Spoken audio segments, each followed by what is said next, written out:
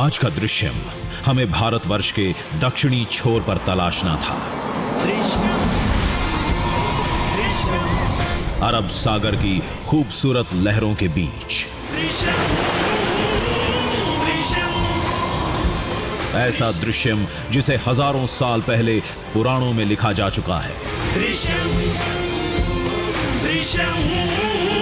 वो दंत कथाएं मानती हैं कि हिमालय से दूर समंदर की इन लहरों में भी एक शिवलोक है।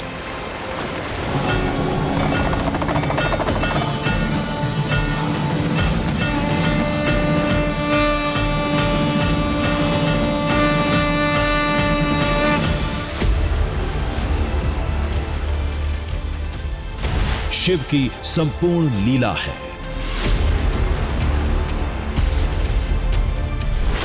समुद्र के तट पर ओम की आकृति है। लहरों से ओम की धुन सुनाई देती है।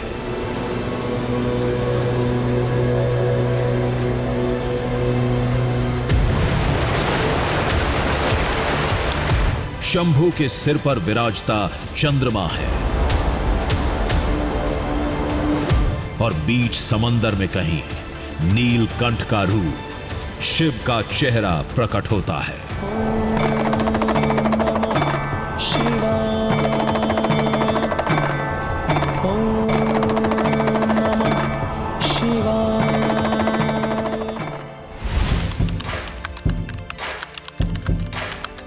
हमने थोड़ी रिसर्च की, भारत के तटीय हिस्सों में खंगालना शुरू किया।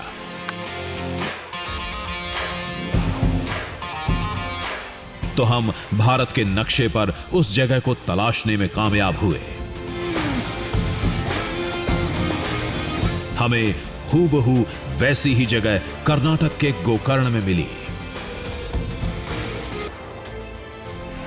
आप समझ रहे हैं क्या है? दरअसल हजारों साल पहले हमारे पुराणों में जो कुछ कहा गया है उसकी तस्वीरें भारतवर्ष के अलग अलग हिस्सों में आज भी देखने को मिलती हैं। उनमें से एक तस्वीर आपको यहां अभी नजर आई। ये देखिए, ऐसा लग रहा है जैसे किसी ने जमीन पर ओम की आकृति उकेर दी है।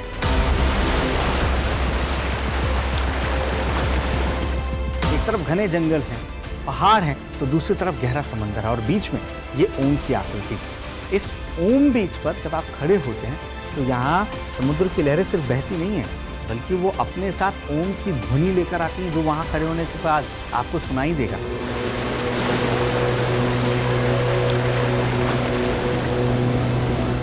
ऐसा दावा यहाँ रहने वाले लोगों ने किया है। और तो और यहाँ नजर डालिए, ऐसा लग रहा है जैसे शिव के सर पर अर्ध चंद्रमा जैसा हमेशा विराजमान रहता है, ये ठीक वैसी आकृति है। और लोग ये कह रहे हैं कि जहाँ ओम है, अर्ध चंद्रमा है, वहाँ यहाँ कहीं पर शिव का साकार रूप नजर आता है। वो शिव जिन्हें निराकार माना जाता है, उनका चेहरा इस जगह पर कहीं नजर आएगा। लोग तो ये कह रहे हैं कि उन्होंने कल देखा है, आज देखने जा रहे हैं, हमें देखने के लिए बुलाया है। तो आप भी दुआ करिए, क्योंकि हम इस दृश्यम की खोज के लिए अब यहाँ जाने वाले हैं, जहाँ हमें ना सिर्फ ज़मीन पर रहना होगा, बीच पर जाना पड़ेगा, बल्कि समुद्र के इस हिस्से पर गोता लगाना होगा। क्योंकि जहाँ शिव का चेहरा नज़र आता है, उनका कंठ अगर यहाँ कहीं बनता है तो वो इतना नीला है जैसे नीलकंठ जिसे कहा जाता है। यहाँ का पानी कुछ वैसा ही नीला नज़र आएगा। तो अगर ये दृश्यम हम दिखा पाने में कामयाब हुए तो ये अब तक की सबसे खूबसूरत कहानी होने वाली है, सबसे बड़ी कहानी। इस बार मंजिल एक शहर नहीं, कोई गांव नहीं, बल्कि पूरा इलाका था। कर्नाटक का गोकर्ण, जो नक्शे पर नाम के मुताबिक गाय के कान जैसा दिखता है।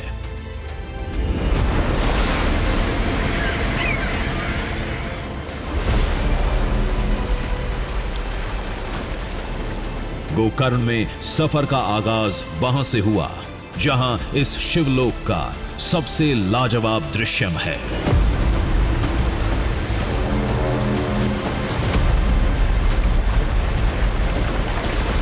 आज दृश्यम की खोज हमें कर्नाटक के शिवलोक में ले आई है। जी हम पहुंच चुके हैं गोकर्ण में। गोकर्ण यानी गाय का कान, जहां माना जाता है कि भगवान भोलेनाथ पाताल लोक से गाय के कान के जरिए धरती में अवतरित हुए थे। और यहाँ पग पग पर जब आप आगे बढ़ेंगे तब आपको नजर आएगा कि प्रकृति खुद शिव गाथा सुनाती हुई, शिव गाथा दिखाती हुई आपको नजर आएगी। एक ऐसे ही गाथा कह लीजिए या एक ऐसे ही बीच पर इस वक्त मैं खड़ा हूँ जिसे ओम बीच कहते हैं, और इसका आकार आप जब नजर डालेंगे तो बिल्कुल ओम की तरह है।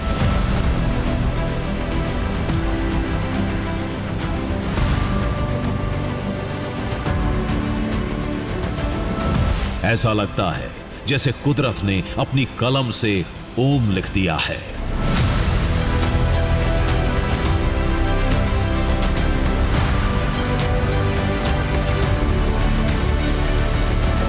इसी अद्भुत जगह को हमने तस्वीरों में देखा था, लेकिन इसका साक्षात दृश्यम आंखों में चमक पैदा कर देता है।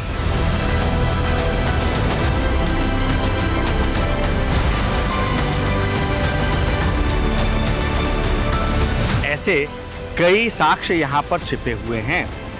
हमें भी एक ऐसे ही दृश्यम की तलाश है जिसमें माना यह जाता है कि भगवान भोलेनाथ यानी नीलकंठ, उनकी आकृति आती है और उनका कंठ जिस जगह पर पानी के बीच बनता है वहां का पानी अलग नीला नजर आता है। तो आइए हमारे छिपे हुए दृश्यम की खोज शुरू करते हैं। ओम नमः शिवाय, ओम नमः शिवाय, ओम नमः शिवाय, ओम नमः शिवाय।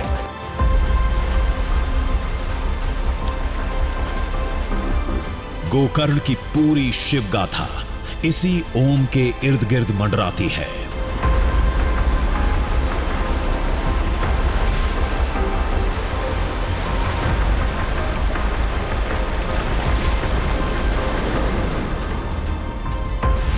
ओम तट, इसके करीब अर्धचंद्र आकार का किनारा जो भगवान शिव के सिर पर सजे आधे चांद जैसा दिखता है।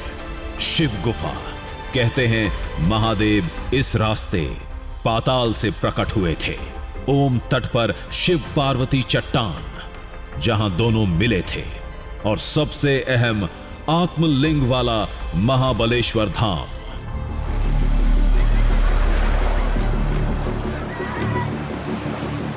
लेकिन जो दृश्यम हमें यहां खींच कर लाया था वो जमीन पर नहीं, समुद्र में था।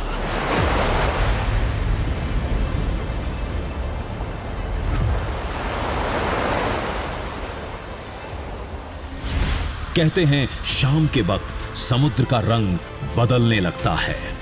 लहरें नीलकंठ अवतार की आकृति बनाती हैं। सतह पर चंद सेकंड के लिए शिव शंकर का चेहरा बनता है। जटाओं में आधा चांद भी चमकता है। आकृति कुछ देर दिखती है, फिर लहरों में समा जाती है। समुद्र का पानी है, जो कंठ का प्रदेश का पानी होता है वो नीला आ जाता है। आप शिव का नाम तो सुना होगा, नीलकंठ है ऐसा। वही जो कंठ का आकृति का पास का पानी है वो नीला हो जाता है, चमकता है, नीला चमकता है।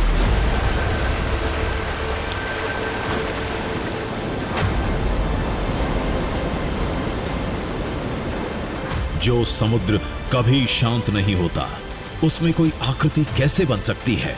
कोई इस अविश्वसनीय दावे पर भरोसा भी कैसे कर सकता है? तो लोगों ने कहा, पहले आप इस शिवलोक की कहानी को सुनिए, अंत में आप भी हमारी साइड खड़े मिलेंगे।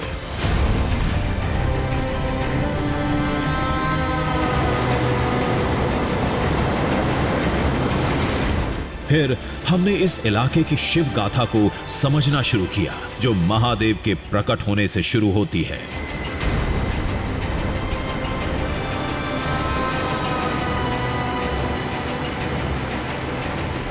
जब ब्रह्मा जी ने सृष्टि शुरू किया था तो शिव जी के लिए बहुत देर तक रुके, उनका राय मांग लो। तो वो आए, वो तपश्चर्या में थे, तो सृष्टि कार्य ही शुरू कर दिया। तो ऊपर से ये हो गया कि सृष्टि तो पूर्ण हो गया, शिव जी अंदर पाताल में, भूगर्भ में, मतलब जमीन का अंदर रह गया। तब अनुष्ठान से उठे थे, देखा कि ये पूरा ऊपर ये सृष्टि हो गया है, मैं सबको नाश कर दूंगा, ऐसा बोला। तो भूमि, उस वक्त की जो भूमि थी, उन्होंने कहा कि नहीं, आप ऐसा मत करो, मैं आपको आने के लिए मार्ग देती हूँ। तो उन्होंने गौ का आकृति में अपने आप को गौ के रूप में शेप में लिया। तो शिव जी उनके कर्ण से बाहर आए। तो इस वजह से ये जहाँ से बाहर उन्होंने पद रखा, अपना पहला पद उस कर्ण से निकल के रखा, तो वो पृथ्वी का भूखंड जो है वो गोकर्ण नाम से प्रख्यात है। ये जो गांव का आकार है वो भी गाय का कान जैसा है। इस बात की तस्दीक हमने यहां आने से पहले ही कर ली थी। यहां की शिव निशानियों को नक्शे पर सजाएं तो गाय के कान की आकृति अपने आप बनती चली जाती है।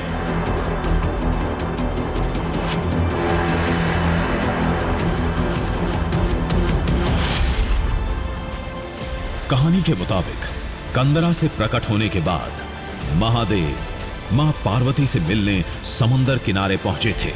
हम भी वहीं जा रहे थे।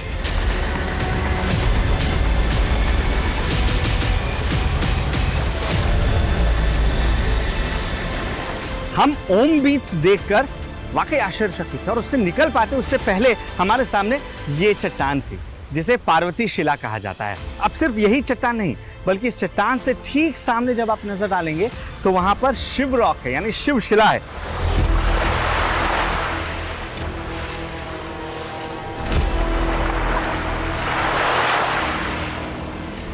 कहते हैं पाताल से प्रकट होने के बाद भगवान शिव इन्हीं शिलाओं पर मां पार्वती से मिले थे।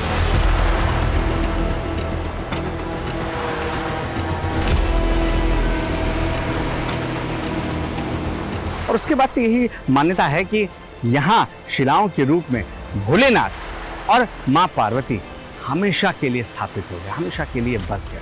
अब भोलेनाथ और पार्वती जी को जोड़ने के लिए जो रास्ता है वो पूरा पत्थरों से बना हुआ है। हालांकि हाईटाइट की वजह से अभी नजर नहीं आ रहा है और समय के साथ साथ शायद उसमें कुछ परिवर्तन जरूर आया हो, लेकिन यकीन मानिए या ना मानिए यहाँ एक तय दूरी के बाद बोट भी नहीं जाती है, क्योंकि ये उनके लिए भी मुमकिन नहीं होता है कि वो इस रास्ते को पार कर सके।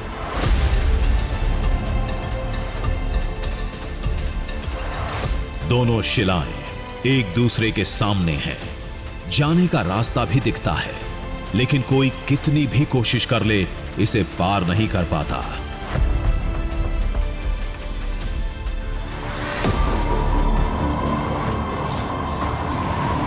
कहानी की डोर थामे हम आगे बढ़ चले थे। पड़ाव था अर्धचंद्र आकार का समुद्र तट।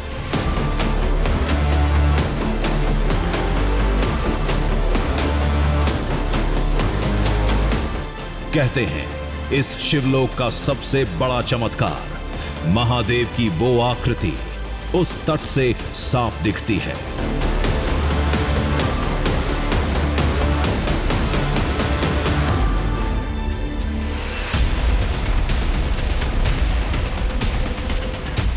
उससे पहले आएगी वो कंदरा जहां भगवान शिव प्रकट हुए थे।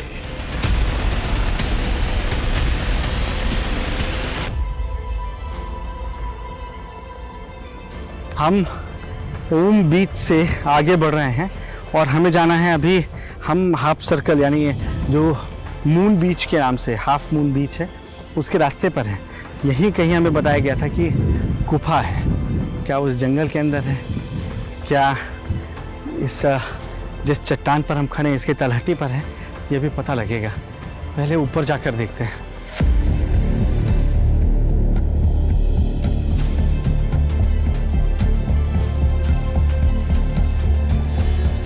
कहते हैं एक नाग आज भी महादेव के उस प्रकट स्थल की रक्षा करता है।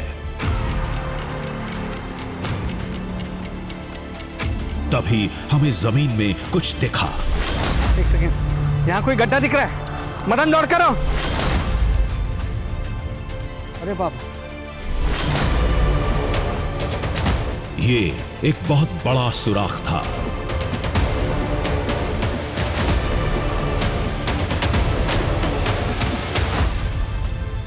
गड्ढा बहुत बड़ा है, मतलब मैं अगर अंदर सर डालकर देखता हूँ तो जहाँ तक मेरी नजर जा रही है इसका अंत नजर नहीं आ रहा है। और अगर मैं गलत नहीं हूँ तो यही शिव गुफा होगी।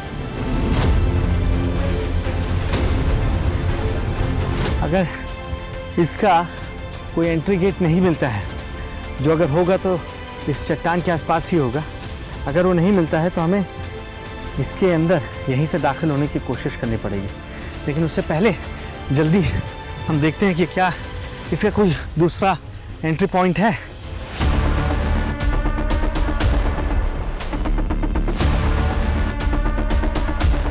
अगर ये वही कंदरा है तो अंदर जाने का रास्ता भी यहीं कहीं होगा।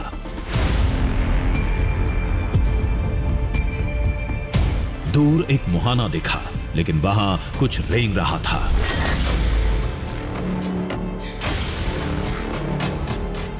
अरे ये तो सांप था, किंग कोबरा।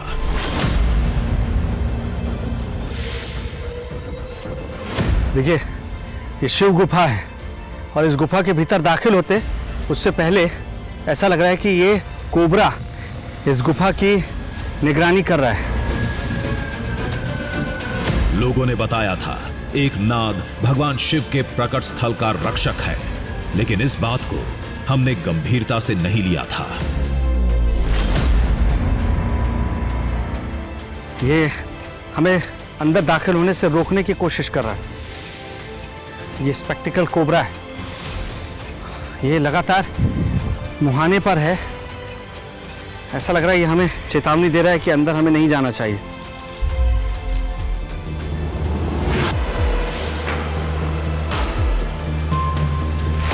सांप कुछ देर वहीं मंडराता रहा, फिर तेजी से रेंगता हुआ बड़ी चट्टान के नीचे चला गया।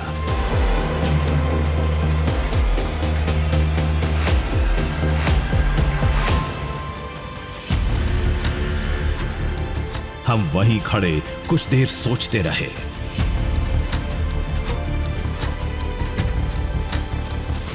फिर कंदरा में दाखिल हो गए।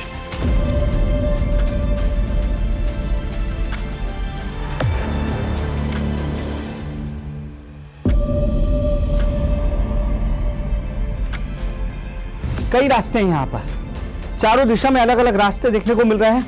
ये सबसे बड़ा रास्ता है, ये देखते हैं कहां लेकर जाता है।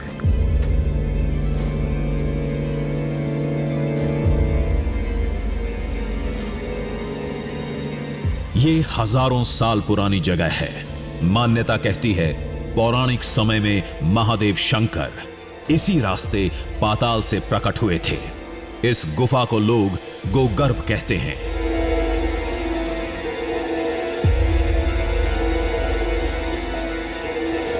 शिव गुफा जो है, जहाँ पे हमारा मंदिर है, वहाँ से ऊपर जो जगह है, उस जगह को यहाँ हम लोग लोकली उसको गोगर्भ कहते हैं। मतलब गाय का गर्भ है वो, जहाँ से शिव जी प्रकट हुए थे माना जाता है।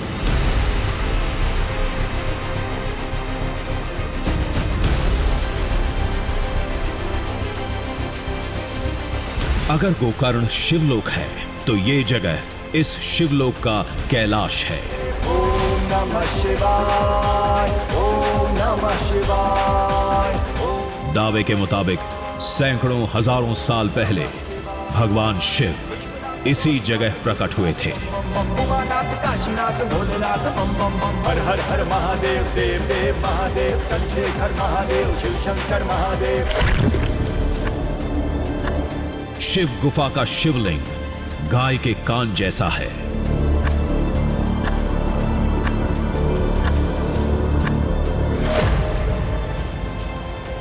एक चीज जो मुझे भी यहां पहुंचने के बाद ऐसा लग रहा है कि ये कैसे संभव है। अगर ये मानव निर्मित है तो कैसे बनाया गया, अगर ये प्राकृतिक है तो कैसे हो सकता है। और वो चीज़ ये है कि देखिए, ये वही छेद है जिसे देखने के बाद, जिसके अंदर झांकने के बाद हमें पता लगा कि नीचे कोई गुफा है। और यहाँ पहुँचने के बाद मैं ये देख रहा हूँ कि चाहे आप दिन को पहुँचिए, दोपहर को पहुँचिए, शाम को पहुँचिए, जो सूर्य का प्रकाश है वो सीधे वहाँ से आता है और ये नंदी बाबा के ऊपर पड़ता है। यानी जो नंदी शिव की सेवा में लगातार बैठे हुए हैं, विराजमान हैं, उन तक प्रकाश का ये पुंज पहुंच रहा होता है। गुफा में एंट्री गेट के अलावा कहीं पे भी प्रकाश यानी लाइट आपको नजर नहीं आएगा। ये सब देखने के बाद आगे जाने की बेताबी और बढ़ चुकी थी।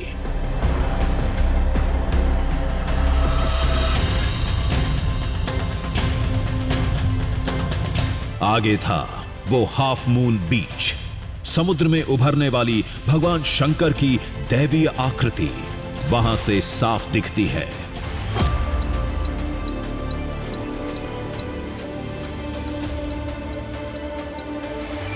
लेकिन केवल शाम को ही क्यों? कभी और क्यों नहीं?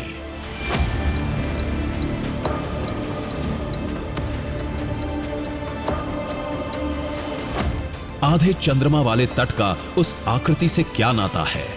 इन सवालों का जवाब अभी तक नहीं मिला था। तमाम बाधाओं को पार करके हमारे कदम जैसे ही शिखर पर पहुंचे, अर्धचंद्राकार समुद्र तट नजरों के सामने था।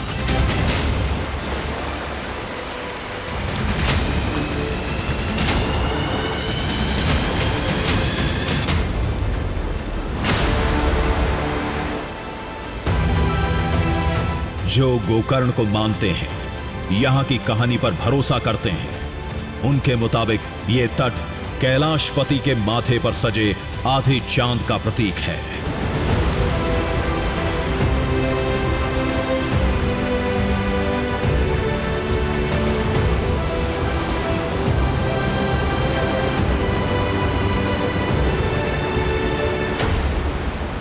देखिए, ये है हाफ मून बीच, यानी अर्धचंद्राकार, वो चांद जो भगवान शंकर, भोले शंकर के मस्तक पर विराजमान है, उनके माथे पर सुशोभित है।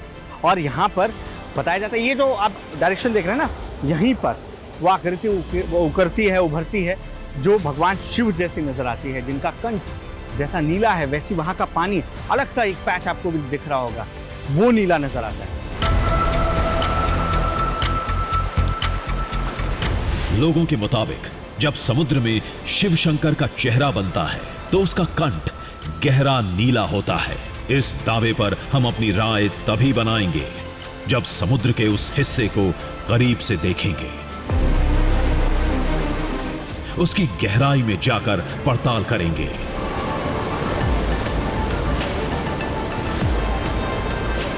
देखिए, शाम के वक्त जो बताया जाता है कि उस इलाके का जो पानी है वो ज़्यादा नीला नज़र आता है, ये चेक करने के लिए अब हम बोट के ज़रिए दरअसल समुद्र के उस इलाके में जाएंगे, जहाँ के लिए बताया जाता है कि वहाँ नीलकंठ यानी भगवान शिव का कंठ नज़र आता है, जिसकी वजह से पानी ज़्यादा नीला है।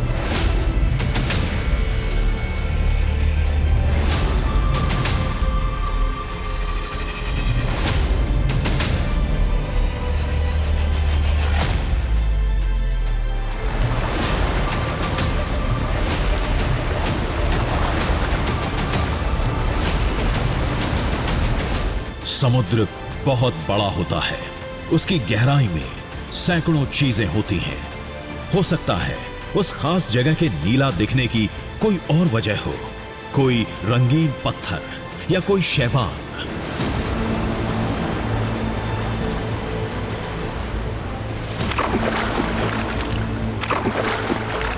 मुझे लगता है कि हम उसके बेहद करीब आ चुके हैं, वो इलाका जहां पर आपको बताया जा रहा है कि ना सिर्फ भगवान शंकर का पूरा चेहरा नजर आता है, जो चांद है, जो मून बीच यहाँ पर है, वो उनके मस्तक पर सजा हुआ नजर आता है। ऐसा चेहरा यहाँ पर नजर आएगा, और जहाँ वो चेहरा नजर आता है, उस इलाके की जो फितरत है, वहाँ जैसा पानी मिलता है वो ज़्यादा गाढ़ा आपको नजर आता है, रंग में ज़्यादा नीला नजर आता है। वो इसलिए क्योंकि वहाँ पर भगवान शंकर का कंठ आता है, और भगवान शंकर को नीलकंठ कहा जाता है। क्या ये सच है? यह भी पता लगेगा।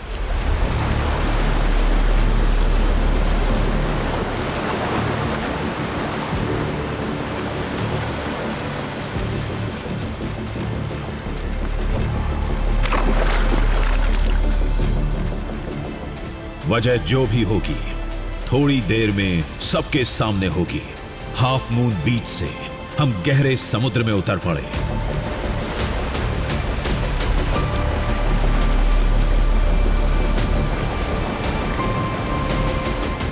कुछ मिनट बाद हमारी बोट वहां पहुंच गई।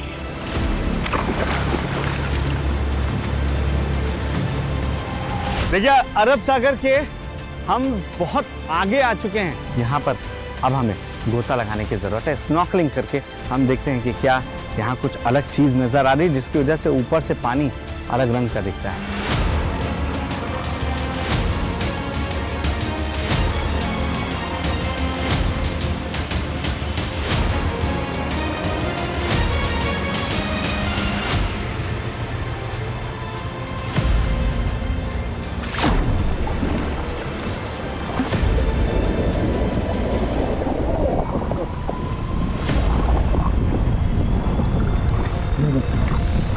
स्नॉर्कलिंग के जरिए मैं देखने की कोशिश करता हूँ कि पानी के अंदर क्या कोई अलग दुनिया है जिसकी वजह से इसका रंग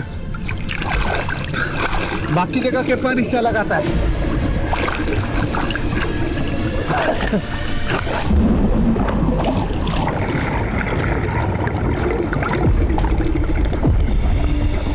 जहां नीलाकंठ दिखने का दावा किया जाता है, हमने वहीं गोता लगाया था। थोड़ी गहराई में गए तो पत्थर साफ दिखने लगे, लेकिन सब कुछ बिल्कुल सामान्य था।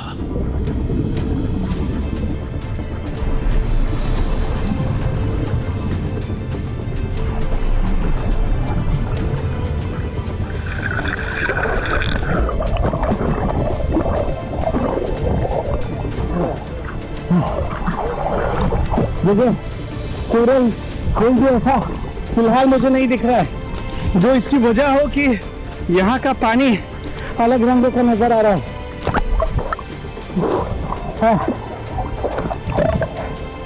देखिए मैं ज़्यादा वक्त यहाँ नहीं दे सकता क्योंकि मुझे शाम से पहले उस बीच के कोने पर पहुँचना होगा जैसे हाफ मून बीच कहते हैं, जहाँ से मैं ये दृश्य मैं आपको दिखा सकता हूँ।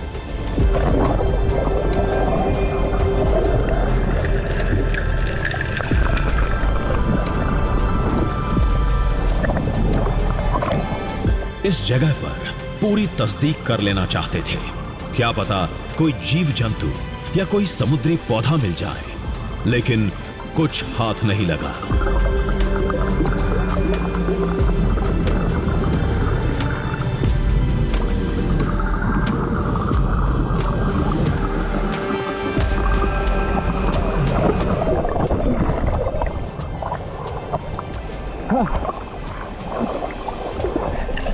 स्नॉर्कलिंग के जरिए जितना नीचे जाना संभव है हम उतने नीचे जा रहे हैं। इससे ज्यादा नीचे सिर्फ स्कूबा के जरिए ही जाया जा सकता है। जो कुछ था नीचे वो मैंने आपको दिखा दिया। अब शाम ढूंढने का इंतजार है जब वो खास दृश्य इस बीच पर दिखेगा।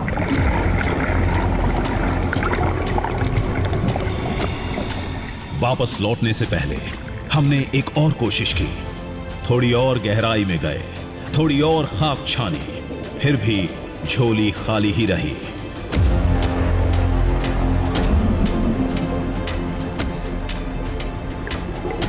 फिर समुद्र का रंग यहां कैसे बदलता है?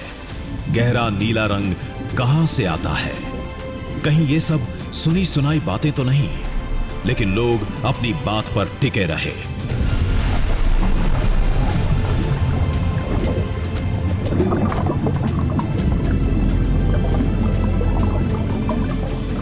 देखिए सर, यहाँ पे कलर और आपके वहाँ पे देखिए दोनों कलर अलग अलग दिखेगा। जैसे कि हम लोग शिव जी का गले का कलर आपको जो रहता है नीलकंठ, जैसा आपको दिखेगा उसका ही आपको यहाँ पे भी दिखेगा। जैसे आप सच्ची मन से आप मानोगे उसके हिसाब से आपको दिखेगा। मतलब यहाँ शिव है? शिव है सर। अब हमारे सामने एक ही रास्ता था, शाम होने का इंतजार करें, हाफ मून बीच के सबसे ऊंचे हिस्से पर खड़े हो जाएं और खुद देखें कि समुद्र में दावे के मुताबिक तस्वीर बनती है या नहीं।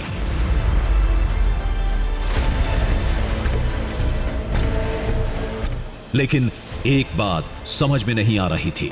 ओम आकार का तट, अर्धचंद्र किनारा, शिव गुफा और इत्तेफाक ही सही शिव गुफा में सांप। हमें वो सब कुछ मिला जैसा लोगों ने बताया था।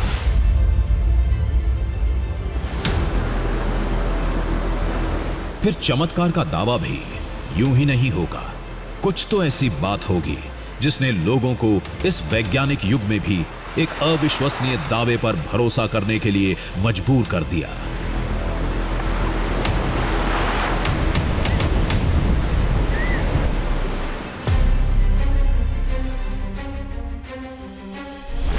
एक जगह थी जहां से कुछ पता चल सकता था। वैसे भी वहां गए बगैर इस गोकर्ण का दृश्यम अधूरा रहता। महाबलेश्वर मंदिर, वो धाम जहां महादेव शिव का हजारों साल पुराना आत्मलिंग एक जीवाश्म के रूप में आज भी मौजूद है। यहाँ पर लगभग आपको 3 फीट का टोटली अंदर, मतलब जमीन के अंदर एक गुप्त रूप में रखा हुआ एक लिंग मिलेगा, जो कि श्रृंग के रूप में है, उसी श्रृंग के रूप में है। लेकिन by the course of time ये एक फॉसिलाइट एक स्टोन बन गया है। उसके ऊपर से 1.5 या आपको लगभग 2 इंच के अंदर का जो एक लिंग का अग्रभाग है, उस पर शालिग्राम का एक पीठ बिठाया गया है। तो लोगों को दर्शन के लिए सिर्फ वो एक ऊपर वाला हिस्सा ही दिख रहा है, बाकी सब चीज़ नीचे है।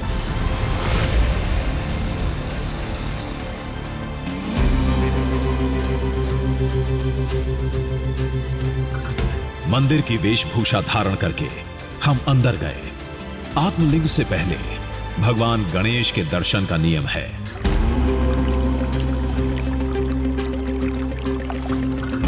आत्मलिंग की कहानी रामायण काल की है, जिसके 2 ही किरदार हैं।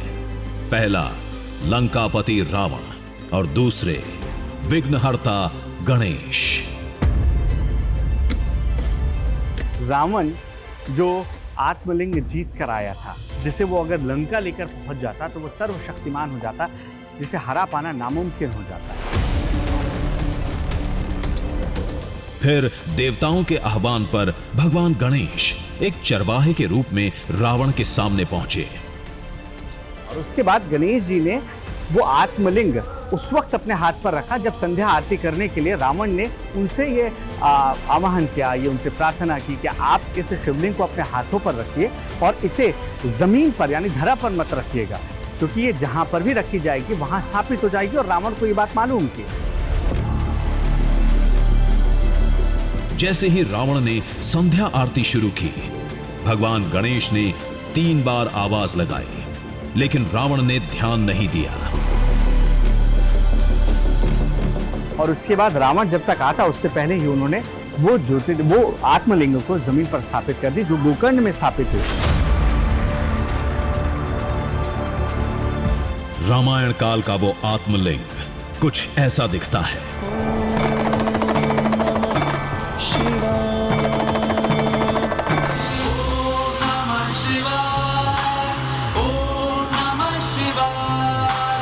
अब केवल इसके ऊपरी हिस्से को छूकर महसूस किया जा सकता है। बाकी आत्मलिंग को इस कवच के नीचे सुरक्षित रखा गया है।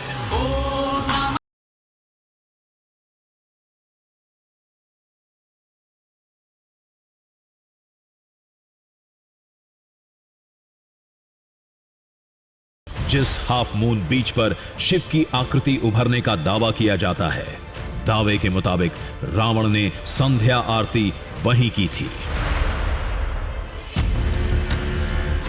यही वजह है कि वो दैवीय आकृति वहीं दिखती है और केवल शाम को दिखती है। शिव जी का कंठ है वो नीलकंठ है। आपको नाम तो मालूम है नीलकंठ। यहाँ का पानी भी नीलकंठ है। जब आत्मलिंग को भी देखते हैं आप, उसका जो कंठ का आकृति में आते हैं वो भी नीला दिख सकते हैं आप।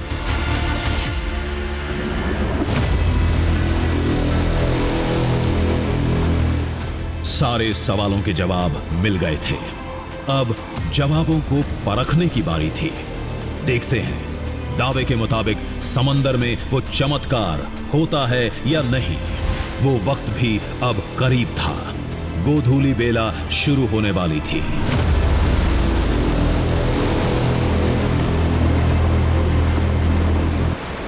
अब वो वक्त हो चुका है जिस वक्त के लिए कहा जाता है कि गोकर्ण के इसी समंदर के पानी में रावण संध्या आरती के लिए दाखिल हुआ था। जो गोधूली बेला बोली जाती है, उसके बाद का जो पहर शुरू होता है, यही वो पहर है जिसमें बताया जाता है कि यहाँ पर आपको आकृति कहीं नजर आएगी। यही वजह है कि अब मुझे ज्यादा सचेत रहने की जरूरत है, चौकन्ना रहने की जरूरत है। सारी टीम हमारी जो है वो पूरी तरीके से एक्टिव है। संदीप, आप ड्रोन उड़ाते रहिएगा।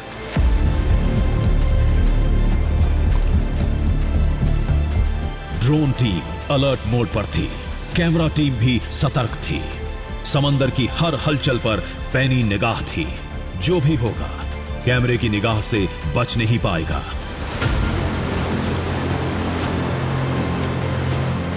वो जो पैच आपको दिख रहा है वहां पर, वो पैच वही है जहां हम पहुंचे थे। हमने स्नॉर्कलिंग की थी और ये पता लगाने की कोशिश की थी कि नीचे कोई ऐसी चीज़ तो नहीं है, कोई चट्टान तो ऐसी नहीं है, कोई शैवाल तो नहीं है जो नीले रंग का है, जिसकी वजह से लोगों को ये भ्रम होता हो कि पूरा पानी इस पैच का अलग गाढ़ा नीला रंग का नजर आता है। जैसा शिव ने विषपान किया था, उसके बाद उनका कंठ हो गया था, ठीक वो जगह है। और यही वजह है कि मैं यहाँ पर बैठा हुआ, लेकिन हम चारों तरफ दौड़ दौड़ कर देखेंगे, पहुँच कर देखेंगे कि क्या वो दृश्यम यहाँ नजर आता है।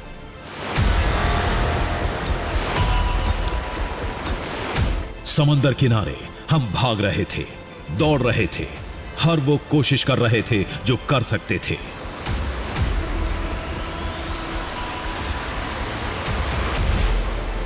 जमीन से लेकर आसमान तक समुद्र पर हमारा कड़ा पहरा था।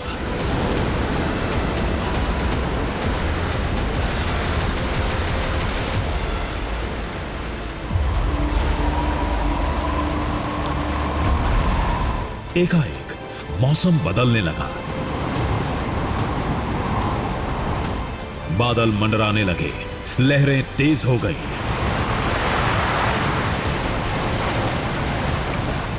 इस बदलाव के सीने में शायद कोई तूफान दबा था।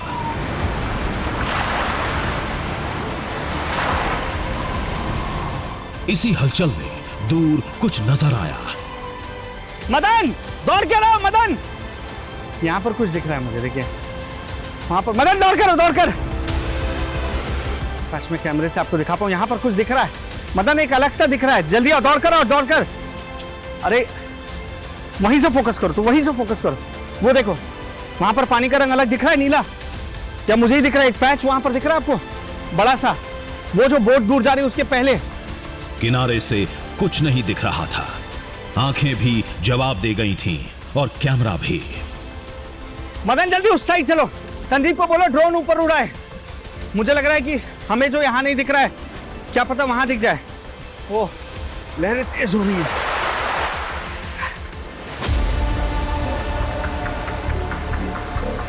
लेकिन आसमान में मंडरा रहे ड्रोन से वो बच नहीं पाया। ओम तट के पास समुद्र का एक हिस्सा गहरा नीला था। सतह पर कोई आकृति तो बन रही थी, लेकिन समझ में नहीं आ रही थी।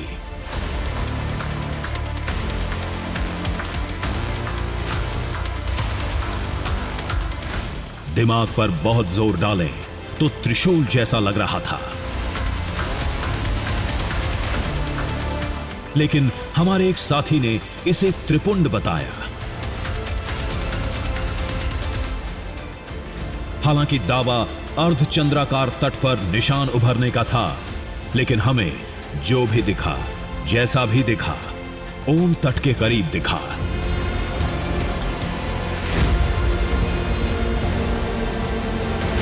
फिर कुछ तेज लहरें आईं और उस निशान को अपने साथ बहा कर ले गई।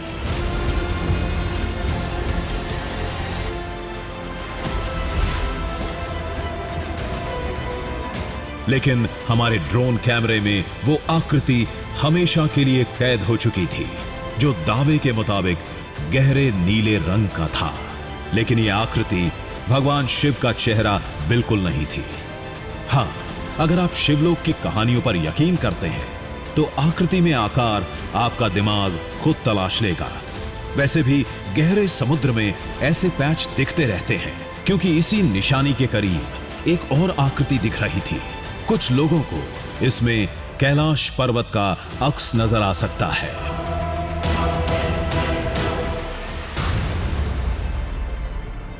तो ये है धरती के शिवलोक का दृश्यम, दक्षिण की काशी का दृश्यम, जहां ये अर्धचंद्राकार बीच, जिसे हाफ मून बीच कहते हैं, जिसमें लोगों ने हमसे कहा कि एक आकृति आपको नजर आएगी, भोलेनाथ की आकृति है। वो बेशक हमें नजर नहीं आई, ये बादल की वजह से है या कोई और वजह है, ये हमें नहीं मालूम। लेकिन हाँ, जो दृश्यम हमने देखा वो भी आपको सोचने पर मजबूर कर देगा कि ये सिर्फ इसी जगह पर क्यों होता है जिसे धरती का शिवलोक कहा जाता है।